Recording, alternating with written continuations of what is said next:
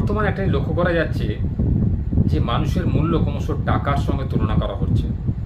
অর্থাৎ মানুষ মারা গেলে তার মূল্যায়নটা এইভাবে করা হচ্ছে, যদি সে গাড়ি চাপা পড়ে মারা যায় তাহলে সরকার থেকে তাকে কম্পেনসেশন দেওয়া হচ্ছে 1,00,000 টাকা। যদি সে ট্রেন দুর্ঘটনায় মারা যায় তাহলে তাকে 5 লক্ষ বা 10 লক্ষ টাকা। আর যদি সে বিমান দুর্ঘটনার মতো গুরুতর আহত হয়ে বা প্রাণহানি ঘটে তার পরিবারকে 1 কোটি টাকা অবধি দেওয়া হচ্ছে। এখন মূল্য হচ্ছে মানুষের কাছে কি এখন তাহলে টাকার মূল্য বেশি হয়ে গেল? যে একটা মানুষের মূল্য কোনোদিনই টাকার সঙ্গে তুলনা করা যায় না।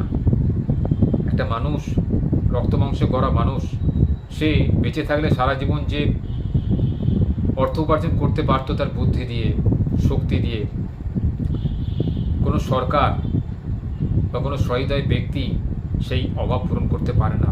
সংসার থেকে সে যে চলে গেল তার যে অভাব, সে অভাবটা কিন্তু সারা জীবন অভাবই থেকে যায়। কোনো সরকার সে অভাব কিন্তু পূরণ করতে পারে না, যার গেল তো তার গেল। তো মানুষের উচিত বর্তমান জগতে যে মানুষকে বেঁচে থাকার সমান অধিকার দেওয়া এবং মানুষকে ভালোবাসা। সবটাই আমাদের বর্তমানে অর্থের নিরিখে বিচার করা হয়।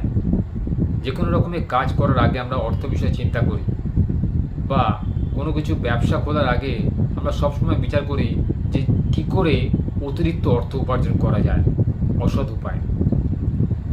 বর্তমানে যে প্লেন দুর্ঘটনা ঘটে গেল, মর্মান্তিক দৃশ্য আমরা সবাই দেখেছি, সারা ভারতবর্ষ কেন সারা পৃথিবী জুড়ে দেখেছি এই দৃশ্য।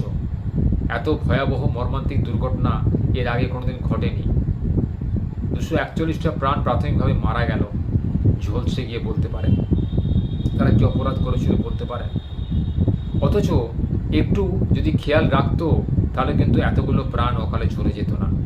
সেই সংস্থা যদি নিজেদের গাফিলতিটাকে স্বীকার করে নিত তাহলে কিন্তু এই অকালে এত প্রাণ ঝরে যেত না। বলা বাহুল্য, রতন টাটা যিনি বেঁচে ছিলেন তিনি সজ্জন ব্যক্তি, তার যেন আবার পুনর্জন্ম হয় পৃথিবীতে, তিনি যেন আবার রতন টাটা হয়েই জন্মগ্রহণ করতে পারেন কোনো নতুন জীবন পেয়ে। তিনি চলে যাওয়ার পরই কিন্তু তার সংস্থার মধ্যে কিন্তু অধঃপতন দেখা দিয়েছে, খুন ধরে গেছে। মানুষের কাজ আরও বেড়ে গেল এই কারণেই। মানুষ ভবিষ্যতে কিন্তু আর অতিরিক্ত পরিকল্পনা করবে না, অর্থাৎ ভবিষ্যৎ পরিকল্পনা করে মানুষ আর কোনোদিন প্লেনে যাত্রা করে যাবে বলে আর কোনোদিন ভাববে না। সবারই শখ থাকে